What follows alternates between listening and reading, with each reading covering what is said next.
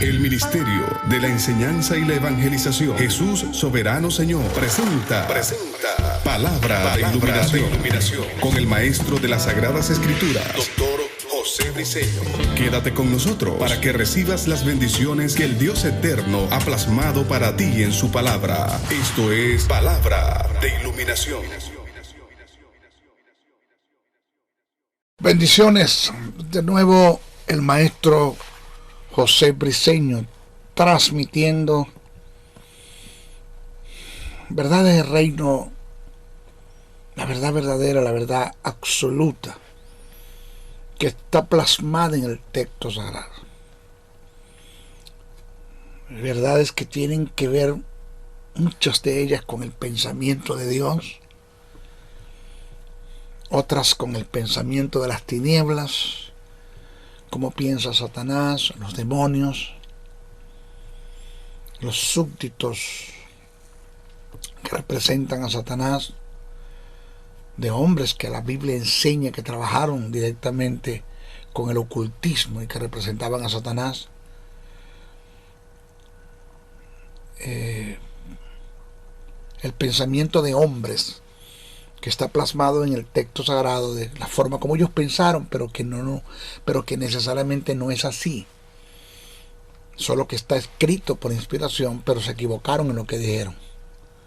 El caso de Job, el caso de Salomón, muchas cosas dijo que están totalmente desfasadas del texto sagrado, de las verdades del pensamiento de Dios, debo decir. Porque cuando vamos a los estudios o al mensaje de Jesús o a lo que Pablo escribió en las 14 cartas que para mí escribió los hebreos, mi respeto a los que piensan diferente, están totalmente en contraste a muchas cosas, no a todas, a muchas cosas que Salomón escribió. Pero bueno, el trabajo del Maestro Briceño siempre ha sido escudriñar el texto sagrado para descubrir el pensamiento, sea el de Dios, sea el de las tinieblas, o sea el pensamiento de los hombres. Ese es el trabajo nuestro. Estamos transmitiendo desde el estado de Texas, la hermosa ciudad de Dallas, para un mundo internacional. Bendecimos y saludamos a todos los que nos están escuchando a través de esta audioimagen en Sudamérica, Centroamérica, Norteamérica, Europa, Asia, Ucrania, aún hasta el continente africano. Estamos dando un seminario acerca de lo que es la fe, y lo hemos titulado como la fe inconmovible. Esa fe que nos hace estar sólidos, persistentes, consistentes, perseverantes, hasta que se manifieste en nosotros aquellas bendiciones, promesas, legados, nuestra herencia, de lo que está escrito en el texto sagrado, de esa fe que nos hace mantenernos firmes, constantes, perseverantes, continuos, hasta que logremos librar las batallas y las luchas que tenemos con el mundo de las tinieblas, que ellas por ende se van a defender cuando tú te enseries con el reino de la luz y empiezas a caminar en los principios del reino, en total obediencia, consagrado a Dios, cumpliendo con los principios del reino eterno. Va a haber una manifestación del poder del Espíritu Santo, una presencia de Dios cada día, cada momento. Los ángeles van a estar a tu favor y van a producir milagros. También, pues las tinieblas se van a defender. Ellas van a tratar de detenerte con tentaciones, con ataques. El mundo también está lleno de adversidades, producto de la vida de pecado y de tinieblas en la que está, que pueden venir en contra de ti, pero por igual vamos a librar esas batallas. Jesús dijo: en el mundo tendréis aflicción, pero confiad, yo he vencido al mundo. Eso está allí. La Biblia dice que si pasamos por las aguas no nos vamos a ahogar, pero no quiere decir que no vamos a pasar. Pues se puede dar el caso de que pasemos, pero no nos vamos a ahogar, pero vamos a pasar. Si pasamos por el fuego no nos quemaremos. Si en un supuesto que pasemos no nos vamos a quemar, pero vamos a pasar. Eso no está negado en el texto sagrado, pero vamos a pasar, pero vamos al otro lado, no nos vamos a quemar. Eso es lo que dice el texto, porque Dios no nos ofrece un camino fácil, pero sí una llegada segura. El mensaje de la fe no tiene nada que ver con ofertas.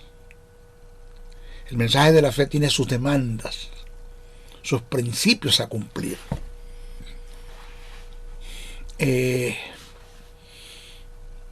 Estamos tratando en nuestra clase pasada, nosotros presentamos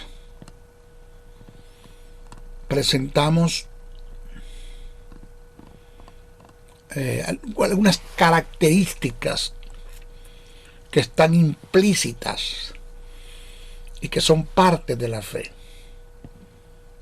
Presenté la certeza, que es parte de la naturaleza de la fe.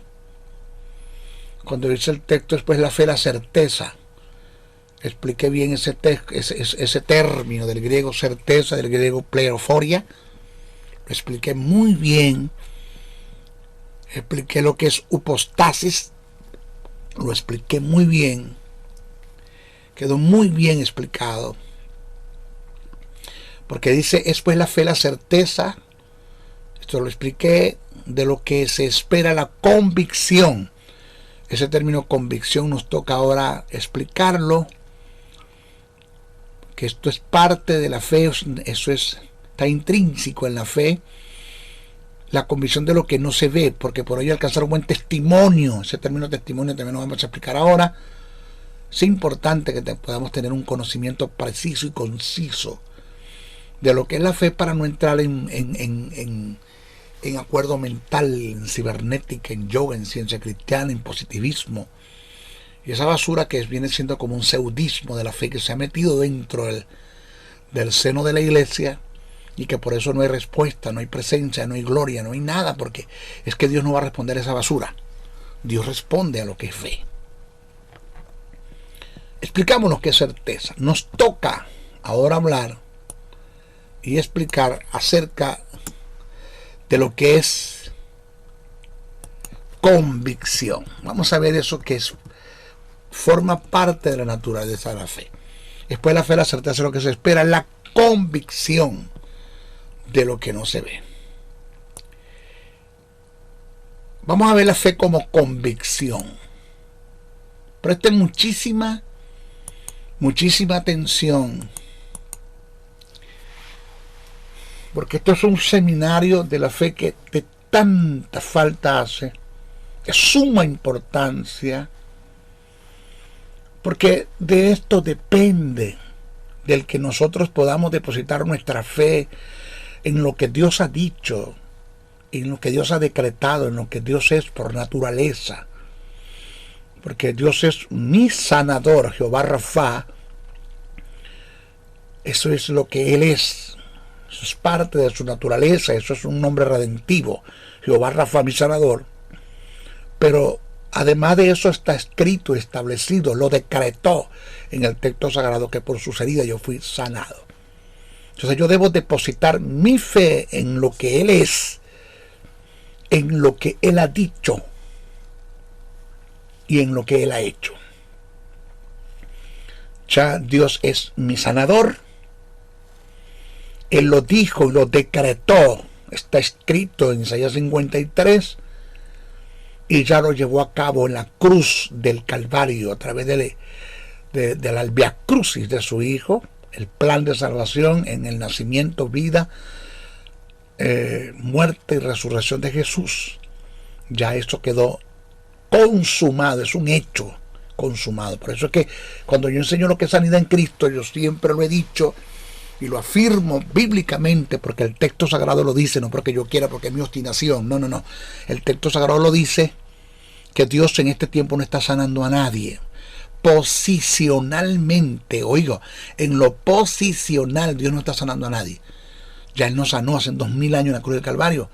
Lo que tengo es que creerlo, no sumergirme en los temores, dudas, ansiedades, preocupaciones, angustias, desasosiegos, dejándome ministrar por las tinieblas de que Dios no está en el asunto, de que Dios se ha desentendido de ti, de que Dios no está pendiente del momento de enfermedad o del cuadro clínico en el que tú estás pasando, de que Dios te abandonó, y toda esa basura que las tinieblas, y que a veces en las tinieblas tienen que ver con eso. Somos nosotros mismos los que nos ministramos eso, una vida de inseguridad. No, cuando nosotros caminamos en fe, depositamos indiscutiblemente de lo que los sentidos físicos nos puedan decir, de lo que nos pueda las tinieblas ministrar, callar esas voces y colocar nuestra fe en lo que Dios es por naturaleza. En relación a lo que estamos hablando, es mi sanador, Jehová Rafa. Ya quedó decretado en el texto sagrado de que por sus heridas yo fui sanado, y lo confieso con mi boca y lo creo y lo ingiero y digiero y me alimento de esa verdad y no me suelto de ella. Entonces es cuando Dios, por el poder del Espíritu Santo, va a haber una presencia y vas a ver la gloria de Dios manifestada en tu vida. Porque Marta, si crees verás mi gloria. Fue lo único que Jesús le pidió a Marta es: cree, manda a quitar la piedra y cree. Si crees verás mi gloria. Y creemos, vemos la manifestación del poder del Espíritu Santo en nuestra vida y veremos la gloria de Dios manifestada en nosotros, y la sanidad por una intervención divina del Espíritu Santo produce un milagro independientemente del tipo de enfermedad que sea, se disipa, porque la enfermedad pertenece a las tinieblas, no es nuestra herencia, no es nuestro legado. Ella invadió nuestro cuerpo. Todo lo que Jesús se llevó en la cruz y viene a nosotros está invadiendo un lugar que no le pertenece. Él llevó nuestras enfermedades, ya no son nuestras, él se las llevó. Quiere decir que si viene una enfermedad a nuestro cuerpo, está invadiendo en nuestro cuerpo. Se tiene que ir, un invasor se tiene que ir, no nos pertenece. Entonces vemos manifestado el poder de Dios, pero es a través de la fe. La fe como convicción, del griego elenco. Ese término convicción es del griego elenco. Es el acto, elenco. Mira, ese es el elenco. El elenco es aquel conjunto de actrices y actores que salen al escenario para poner en manifiesto una obra teatral. Ese término convicción, del griego elenco, es el acto de poner en evidencia.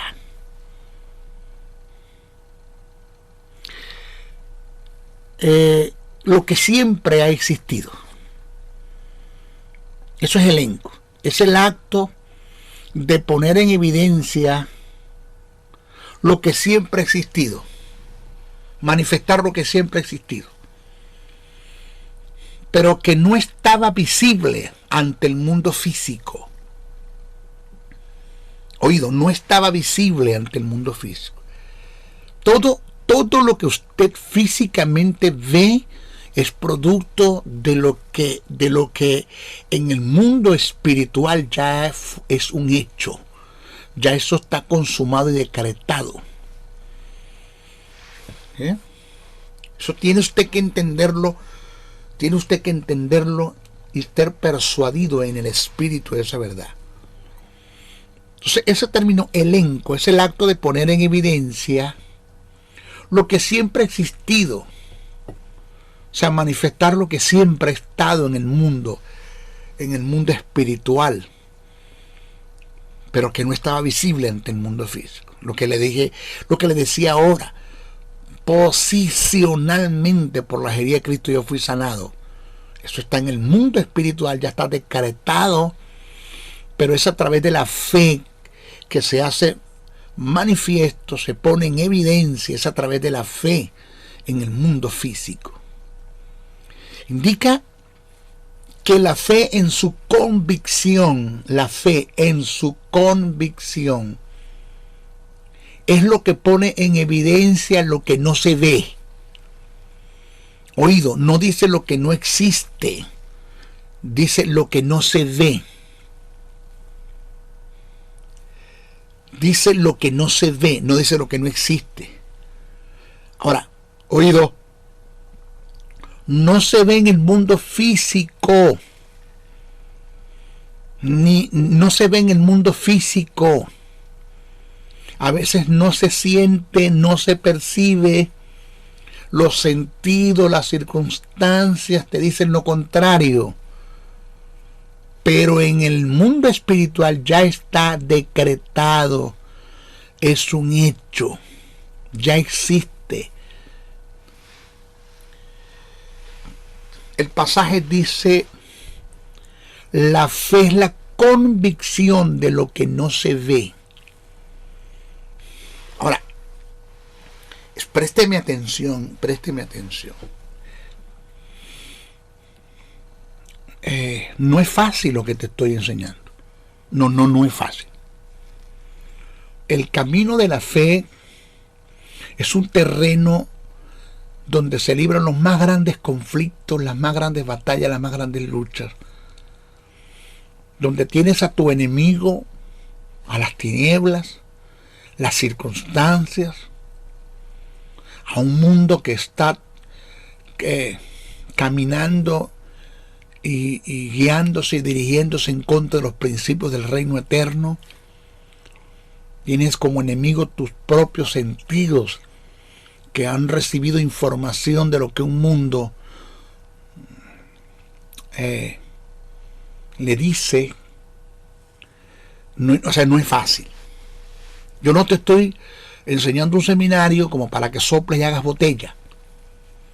Yo te estoy dando un seminario para que formes un carácter, porque tengo 38 años estudiando las Escrituras, 44 años de haber conocido el plan de salvación. Ahora el 5 de febrero de este año 2021 cumplí 30 años en el ministerio, con 33 años de casado. Y todavía voy a usar un vulgo, por favor, no una obscenidad, un vulgo, que tiene que ver con un término militar, y todavía la vida me patea. Las circunstancias, las tinieblas, los ataques vienen a veces sobre mí y he tenido que levantarme en fe y muchas veces el desánimo me ha querido venir sobre mí, los temores, las dudas, las ansiedades, las preocupaciones, y he tenido que sentarme a volver a leer todo lo que he escrito, todo lo que el Espíritu Santo me ha enseñado, me ha iluminado en relación a lo que está escrito en el texto sagrado por revelación, que se escribe por inspiración en relación a la fe, para poder formar el carácter y poder alimentar el espíritu de esa verdad del reino y mantenerme, porque no es nada fácil. No es fácil. Te repito, no es soplar y hacer botella. Entonces la fe, como convicción del griego elenco, es el acto de poner en evidencia lo que siempre ha existido. Esto es manifestar lo que siempre ha estado en el mundo espiritual, pero que no estaba visible ante el mundo físico. Indica que la fe en su convicción es lo que pone en evidencia lo que no se ve, no dice lo que no existe, dice lo que no se ve. Pero no se ve en el mundo físico, pero en el mundo espiritual ya están decretadas, existen. Reitero, el pasaje dice: la fe es la convicción de lo que no se ve. Alguien dijo en relación a este concepto, que la fe es la convicción, en relación a esta verdad que acabamos de decir, él dijo: la fe es un destello de luz en el campo de la oscuridad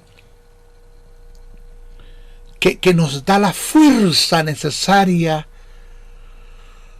para seguir adelante sin vacilar.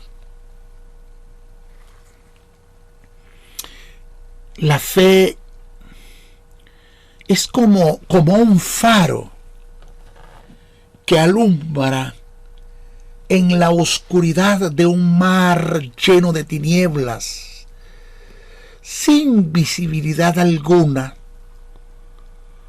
dándonos la dirección exacta y un rumbo adecuado, sin temor a tropezar o a fracasar. La fe sabe algo cuando tú no sabes nada. Fin de la cita. Cuando leí este pensamiento, que quiero volver a alimentar mi espíritu con esta verdad, y quiero que lo que estén escuchando, si pueden poner pausa e ir anotando este pensamiento, sería bueno. Este pensamiento lo quiero mandar a plasmar en un cuadro, con una barca en alta mar, con un mar lleno de tinieblas, pero con la luz de un faro que se deslumbra a lo lejos y nos da el rumbo exacto para llegar seguros al puerto.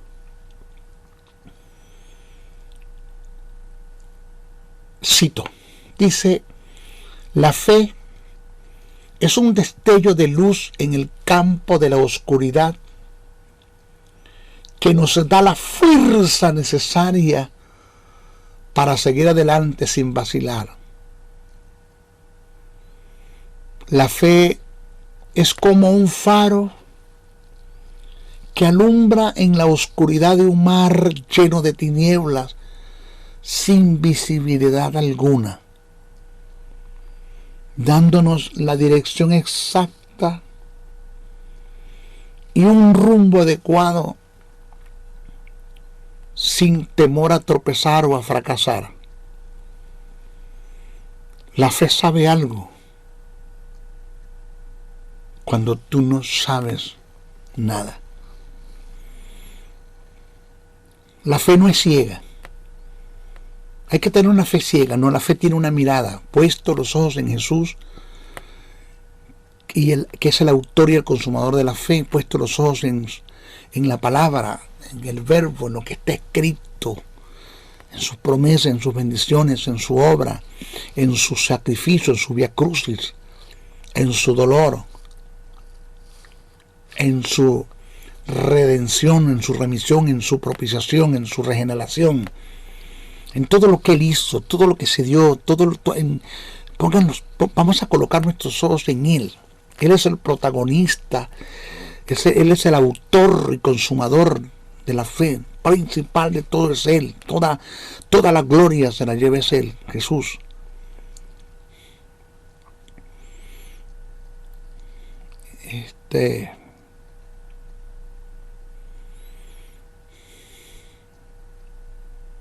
No es fácil, no es fácil.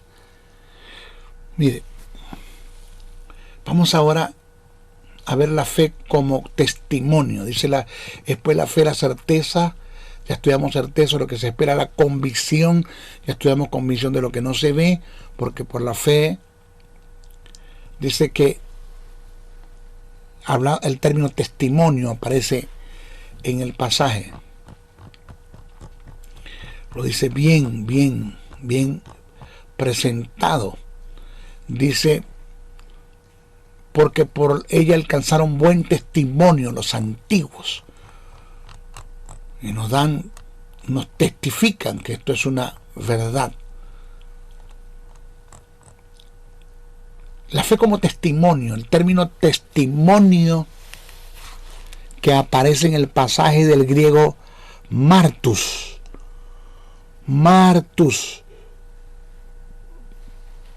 de donde proviene el castellano mártir, que refleja en el pasaje los personajes cuyas vidas y acciones testificaron del favor y efectos de la fe sin vacilación alguna, independientemente por donde tuvieron que pasar, los momentos de adversidades, de ataques, de tentaciones, de tropiezos, de aflicciones, ellos se mantuvieron en fe y fueron testigos en su dolor, en su padecer, de que Dios es fiel a sus promesas y que Dios cumple, que Dios nunca llega tarde. Dios está presente en todo. A Él nada se le pasa. A Dios nadie lo traiciona. En una ocasión yo hablaba acerca de la alta traición que Adán y Eva cometieron en contra de Dios en el huerto del Edén. Y el Señor me corrigió por el Espíritu y me dijo: lo que Adán y Eva hicieron en el huerto del Edén no fue una traición, porque el que alguien diga que yo fui traicionado es porque me agarró desapercibido. Es porque la traición tiene que ver cuando tú haces algo en contra de mí y al final de la jornada es que yo me doy cuenta de lo que estás haciendo. A mí nadie me agarra desapercibido, yo sé todo. Yo conozco todo. No está la palabra en tu boca cuando yo la conozco. No te había engendrado tu padre y te había concebido tu madre cuando yo sabía quién tú eras. Yo soy desde la eternidad hasta la eternidad. Yo no existo, yo soy. Mi eterno conocimiento, mi prognosis va más allá del más allá. Yo soy antes del alfa y después del omega. Yo soy antes del principio y después del fin.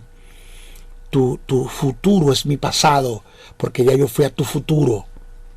Yo conozco tu futuro, conozco todo. Tú solo tienes que caminar en mi propósito, caminar en mi obediencia, en santidad, cumpliendo los principios del reino para que yo pueda cumplir mi propósito en ti y llevarte hasta el final de la jornada. De modo que esa es la fe como testimonio. Vamos a hablar ahora motivos para vivir en fe. Vamos a dar esos motivos. Motivos para vivir en fe. Preste mucha atención.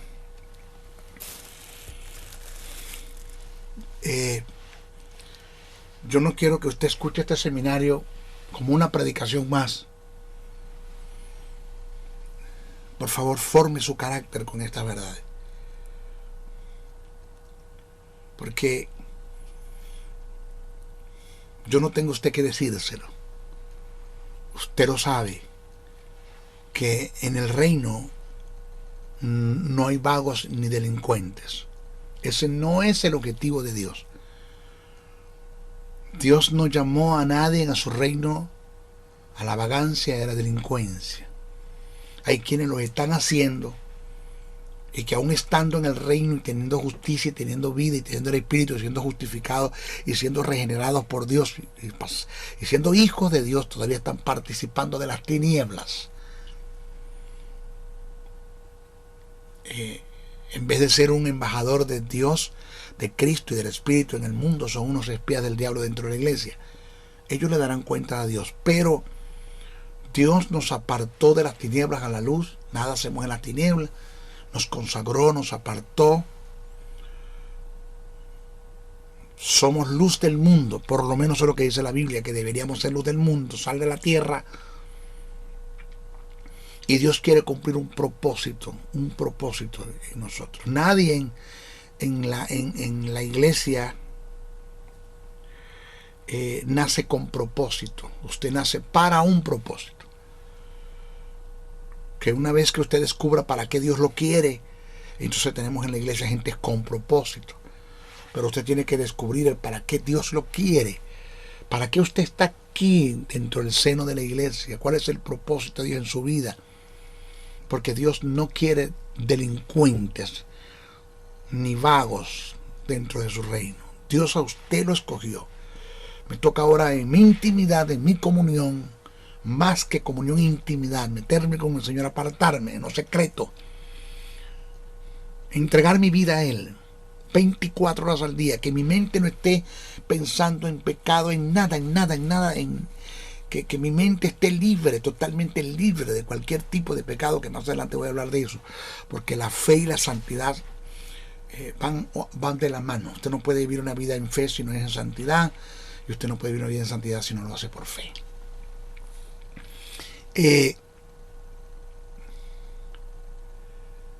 Y Dios, para lo cual Dios a usted lo escogió,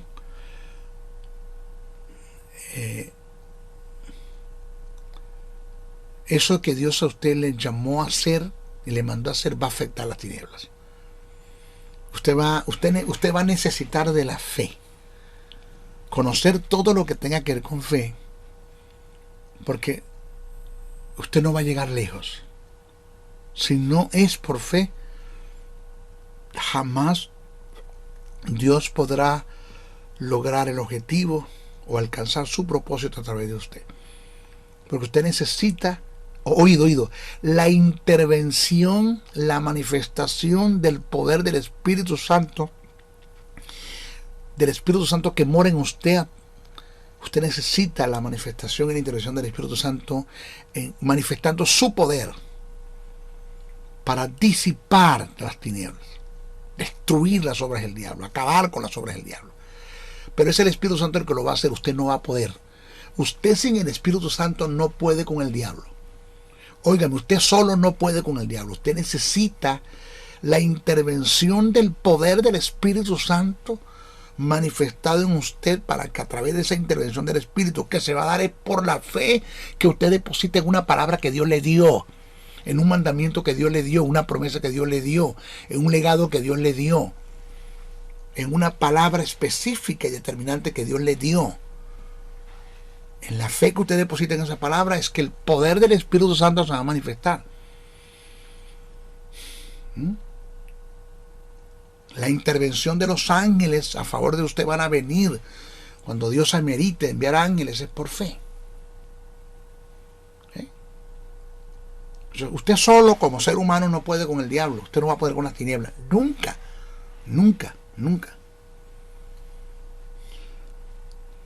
Entonces, tome en serio esto que le estoy diciendo, porque esto no es un cuento de niño. Esto no es un cuento bien contado. Esto no es una historieta.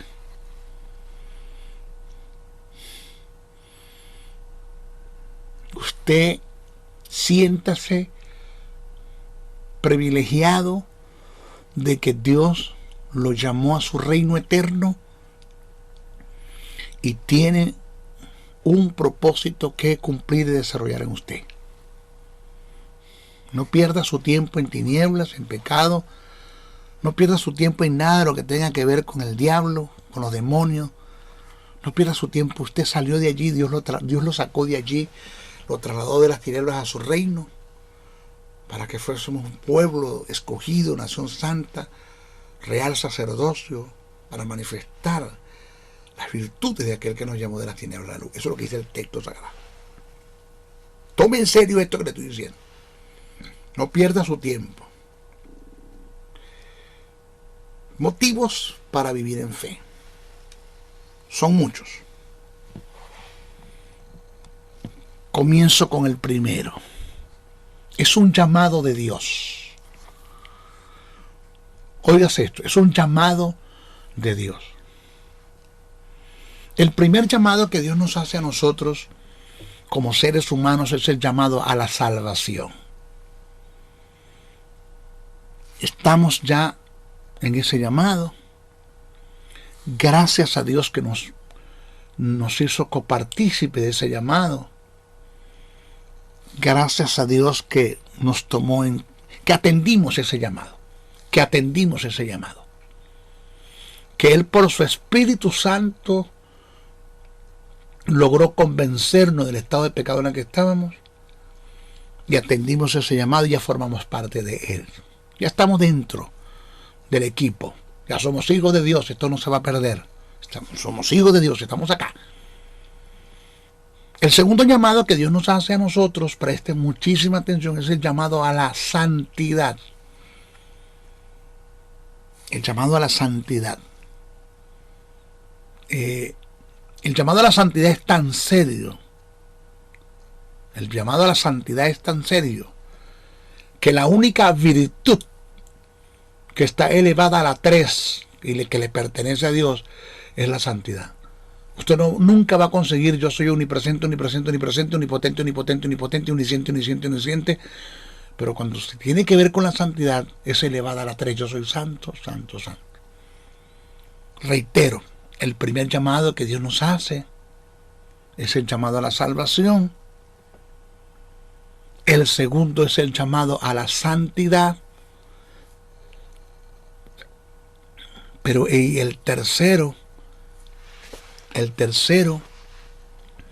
entre otros, es el llamado a vivir en fe. Oído. Esto no es una opción, es nuestra única opción. Esto no es el llamado a la fe no es una sugerencia. Es un mandamiento. El llamado, lo repito, a la fe no es una sugerencia. ¿Ah?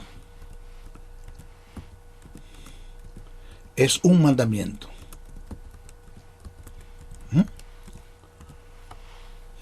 O sea, que aquí no es cuestión de que voy o no voy, lo hago o no lo hago.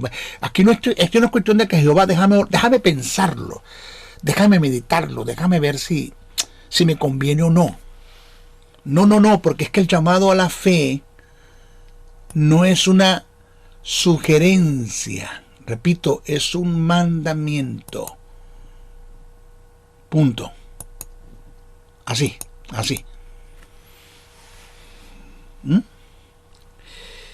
Ahora, quien no atienda de atender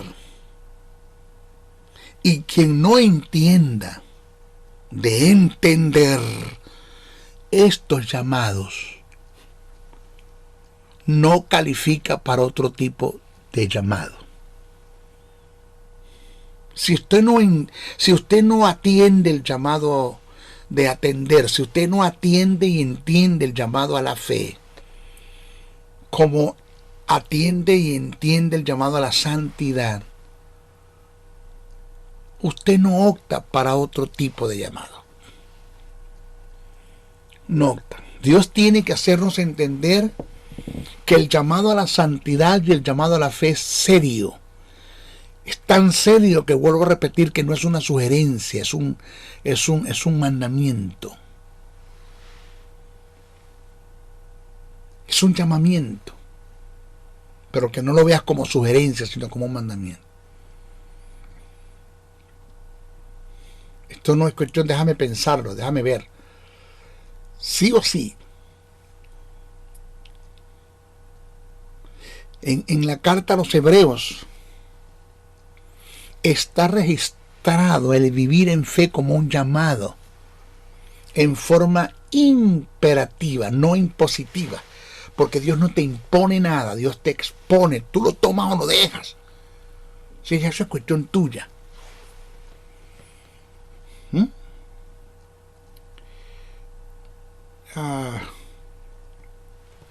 Anoche le decía yo a mi esposa, sentado en mi cama y ella acostadito, que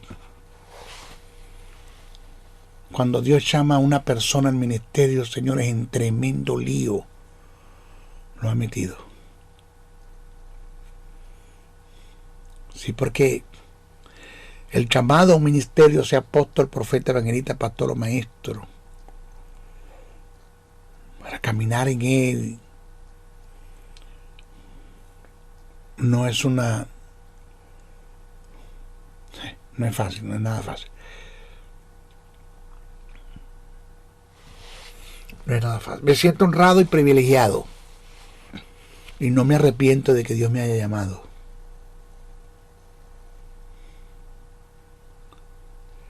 No me arrepiento. Y le doy gracias a Dios por todas las cosas que he pasado en 30 años. Porque la gente ve quizás mi gloria o parte de mi gloria, esa gracia que Dios me ha dado, las bendiciones en las cuales Dios me ha añadido a este ministerio. La gente ve mi gloria, pero no conoce mi historia. No sabe por dónde he tenido que pasar, las veces que he caído y que me he tenido que levantar, las veces que he llorado, donde mis lágrimas se han confundido con el agua en mi ducha, en mi regadera, donde la almohada es testigo de los momentos que la he agarrado, la he mordido y he llorado.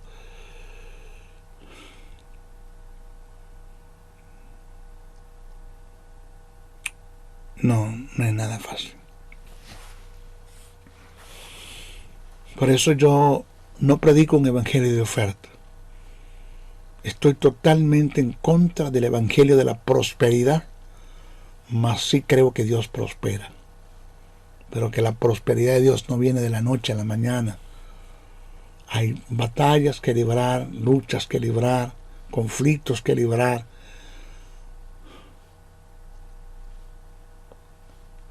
Momentos duros y difíciles en la vida, el cual tienes que pasar. Tormentas en las cuales se van a levantar olas y tormentas en medio de un mar embravecido. Pero que estamos seguros que vamos a llegar al otro lado porque Jesús va con nosotros. Jesús va con nosotros. Él dijo, pasemos al otro lado y pase lo que pase, vamos a llegar al otro lado. Pero no es fácil. No es soplar y hacer botella. No es unas palabras mágicas como abracadabra, pata de cabra. Dios no es el Dios ni el genio que está en una lámpara maravillosa que tú la frotas y sale Dios a resolverte los problemas. Esto tiene que ver con formación de un carácter. Uy, no es nada fácil. Vamos a analizar el pasaje de lo que venimos tratando, de que la fe es un llamado de Dios. Hebreos, el capítulo 12, verso 1, dice, por tanto, nosotros también teniendo en derredor nuestro tan grande nube de testigos, despojémonos de todo peso y del pecado que nos asedia, y corramos con paciencia la carrera que tenemos por delante, y corramos con paciencia. Eso no se le olvide a usted, ese término paciencia del griego, que lo voy a explicar más adelante. La carrera que tenemos por delante, puesto los ojos en Jesús. Mírenlo a Él. No quiten su mirada de Él. Pedro quitó la mirada de Jesús y la puso sobre las olas y sobre los vientos y se hundió. No quite la mirada de Él. Puesto los ojos en Jesús, el autor y consumador de la fe. Ahora, como verdad circunstancial, que quiero explicar bien esto, ¿no? Para que esto quede claro, porque es un seminario que estamos dando y no quiero que hayan desfases o dudas o incertidumbre lo que estoy enseñando. Como verdad circunstancial, no debemos olvidar que la carta a los hebreos fue escrita a un grupo de judíos que abandonaron el judaísmo por causa del cristianismo y que estaban sufriendo persecuciones por ser considerados herejes y blasfemos. Eso a usted nunca se le puede olvidar. ¿Quién es el emisor y quién es el receptor? La comunicación y la causa de la comunicación. ¿Quién escribió? ¿A quién se le escribió? ¿Por qué se escribió? Eso usted tiene que tenerlo en cuenta para poder entender el pasaje. Entonces, como verdad circunstancial, no debemos olvidar que la carta a los hebreos fue escrita a un grupo de judíos que abandonaron el judaísmo por causa del cristianismo y que estaban sufriendo persecución por ser considerados herejes y blasfemos. Entonces, se corría el riesgo de que los judíos convertidos al cristianismo vieran dicha persecución como procedencia de Dios en castigo por el abandono de sus creencias y prácticas judías. Quien le escribe la carta, que para mí es Pablo, les insta, que es un judío convertido también Pablo, les insta a no abandonar la carrera que comenzaron, poniendo su mirada en aquel que fue vituperado, flagelado, condenado y asesinado por su propio pueblo, que son los judíos, por causa de sus creencias que estaban en contraste con la tradición judía. Entonces, cabe destacar, por eso que dice, puesto los ojos en Jesús, el autor y consumador de la fe, cabe destacar que aunque esto fue escrito bajo una circunstancia específica, se debe tomar y aceptar como una verdad trascendental, en forma imperativa, como mandamiento a todo creyente cuya fe y fidelidad a Dios sea puesta a prueba por circunstancias adversas, por las tinieblas. B. Mire, en este pasaje, el escritor a los hebreos le insta a ese pueblo perseguido, pero además nos insta a todos los cristianos a correr una carrera que se denomina la carrera de la fe. Según la hilación del pensamiento, para no quebrantar principios de interpretación, tomando como base el capítulo 11. Acuérdense que estamos hablando del capítulo 12, pero no podemos dejar de tomar en cuenta el capítulo 11 para poder entender el 12. El que escribe nos visualiza en un gran stadium, donde tenemos como espectadores a personajes que corrieron dicha carrera de la fe y que nos dan ánimo y testimonio. Por eso dice, después la fe, la certeza de lo que se espera, la convicción de lo que no se ve, porque por ello alcanzaron buen testimonio los antiguos. Entonces, según la hilación del pensamiento, tomando como base el capítulo 11, el que escribe nos visualiza en un gran stadium, donde tenemos como espectadores a personajes que corrieron dicha carrera de la fe y que nos dan ánimo y testimonio, según su propia experiencia, de que sí se puede correr en fe porque Dios es fiel a sus promesas. Nunca falla, nunca falta, nunca llega tarde, nunca está desapercibido. Dios está al cuidado nuestro, Él está pendiente de nosotros. Es decir, yo me acuerdo en un momento en Caracas, Venezuela, en canal de televisión, daba yo un mensaje acerca de esto, ¿no? Puesto los ojos en Jesús, el autor y consumador de la fe, y hablaba de la fe como una carrera. Y no, tenía 3 cámaras al frente, una derecha, otra izquierda, otra al frente, debo decir. Y le dije al que estaba en el camerino, ponchando, le dije, acércame la cámara del frente. Y me acercaron, me hicieron un close-up y di una palabra. Y dije, hay una mujer que ahora mismo me está viendo, está allí sintonizando el programa, que tiene 15 años de casada y no ha podido tener un hijo. Ella siente está frustrada internamente. Y cada vez que veo un niño en los brazos de una mujer, su sufrimiento es más fuerte.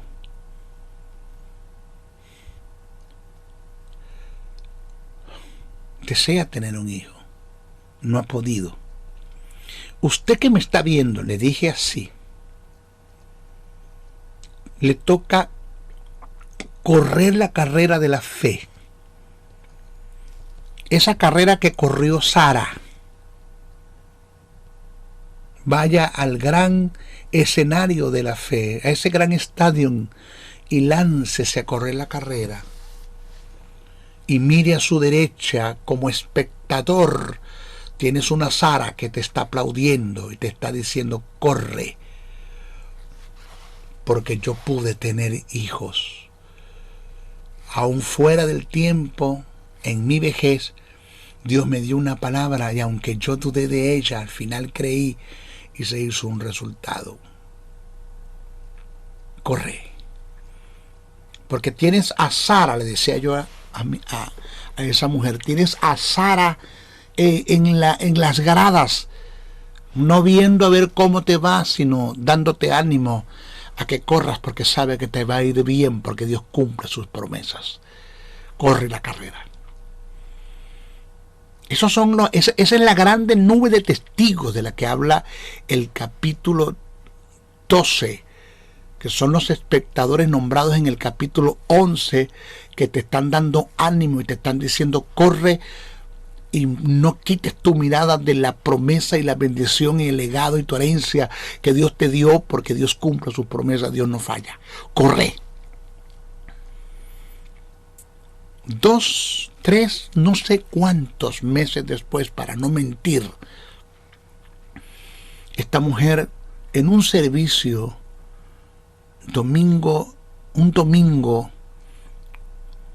donde estaba el canal de televisión transmitiendo, me tocaba predicar ese día, ella fue a ese sitio y la sorpresa del pastor es: maestro, escuche este testimonio. Y cuando ella da el testimonio, me acuerdo de ese momento, no sé si fueron cuántos meses atrás, y su testimonio fue ese: yo estaba viendo la televisión, yo soy esa mujer que en 15 días no podía tener hijos, yo me lancé al rodeo, corrí mi carrera, miré a Sara, vi su testimonio que está escrito en la Biblia: si a ella le funciona, a mí me funciona, y coloqué mi mirada sobre Jesús, el autor y consumador de la fe. Hoy le quiero decir, maestro Briceño, que tengo 4, 5, 6 meses de embarazo, no sé cuánto tiempo. El niño nació. Pero eso es lo que quiere decir el texto sagrado. Que ellos corrieron una carrera y no son testigos a nosotros.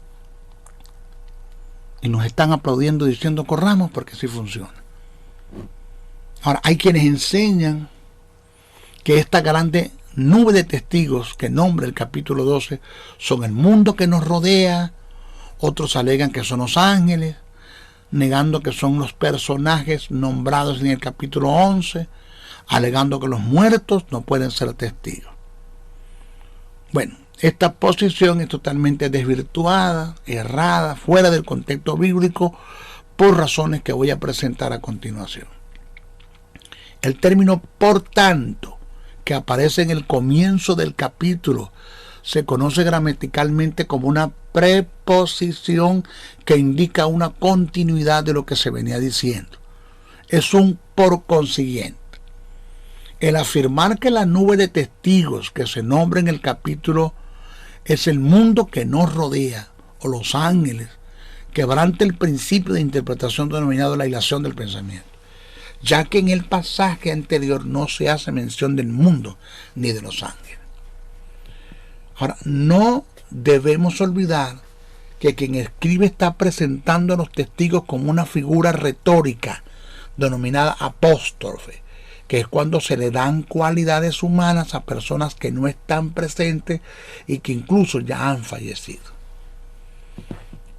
Ahora, la gran nube de testigos que presenta el escritor de los Hebreos en el capítulo 12 no son meros observadores en las tribunas, curiosos por ver cómo nos desempeñamos, sino que son todos los héroes de la fe nombrados en el capítulo 11, que están como espectadores animándonos a que corramos sin detenernos, ya que ellos corrieron la carrera y lograron sus objetivos por fe.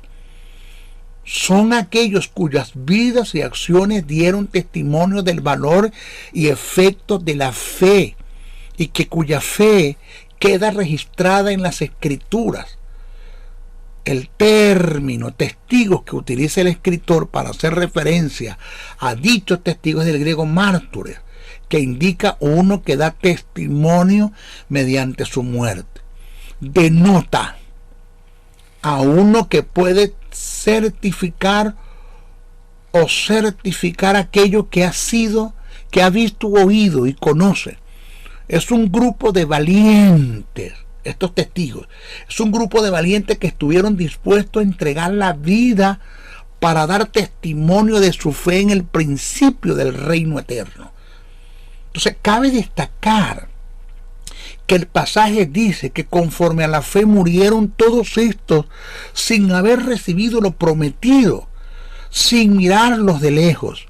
Dice sino mirándolo de lejos y creyéndolo y saludándolo y confesando que eran extranjeros y peregrinos sobre la tierra. Murieron en fe a favor nuestro, para que nosotros que corremos esta carrera sí seamos testigos de la evidencia que se dará en fe.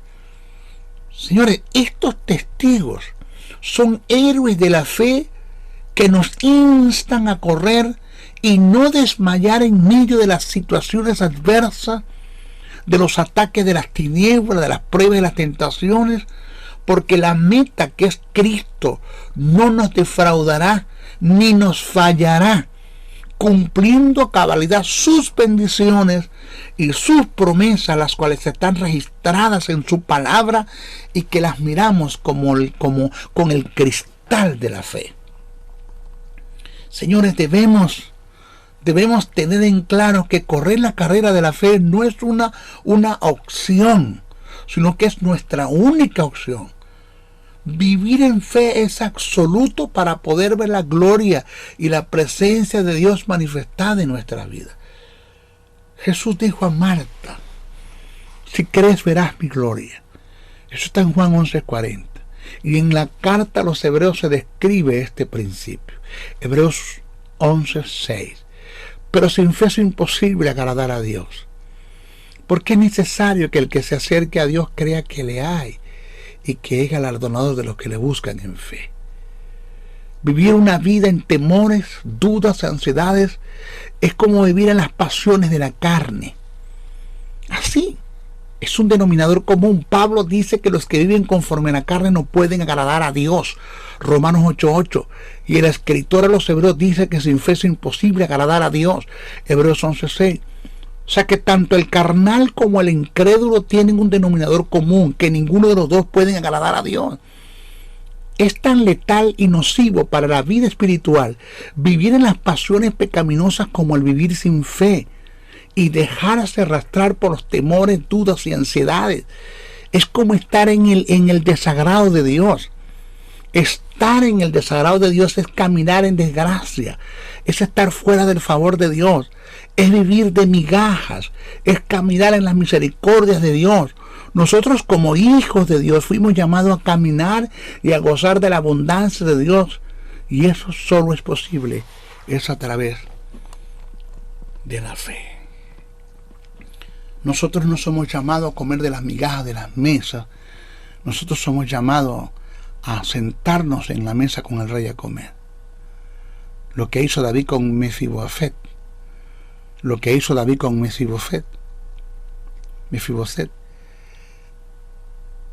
Jesús lo hizo con mayor proporción en nosotros, porque por lo menos David restauró y le dio la herencia a Mefiboset, pero no lo pudo librar de la invalidez.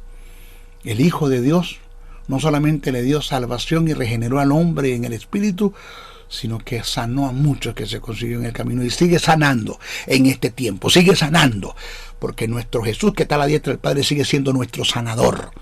Él sigue sanando. Él hizo la obra completa. David no lo pudo hacer con Mefiboset, no lo pudo hacer, solamente le dio la herencia, pero no lo pudo librar de la invalidez, del estado que estaba postrado. Pero nuestro Jesús de Nazaret sí lo pudo hacer, lo hace y lo seguirá haciendo. Por la fe. Vamos adelante. No nos detengamos, ¿ok? Bueno, en nuestra próxima clase vamos a dar la segunda razón, cuál es la causa por la que debemos vivir en fe. ¿Ok? Se despide el maestro José Briceño. 1, oren por mí todo lo que puedan. 2, compartan este mensaje. Y 3, si pueden enviar una ofrenda para este ministerio, se lo agradecemos. Se despide el maestro Briceño. Bendiciones, bendiciones, bendiciones. Si has sido bendecido a través del mensaje transmitido en este programa, comunícate por los teléfonos 0058-416-860-7602, 0058-414-9992 o al 0058-261-737-3387. Escríbenos a los correos electrónicos josebriceno77@hotmail.com, Jesús Soberano 77 @hotmail.com. Y si deseas seguir disfrutando de estos mensajes, ingresa a nuestro portal web maestrojosebriceno.blogspot.com. Suscríbete a nuestro canal en YouTube o visítanos en Facebook. Será hasta una nueva oportunidad en su programa Palabra de Iluminación.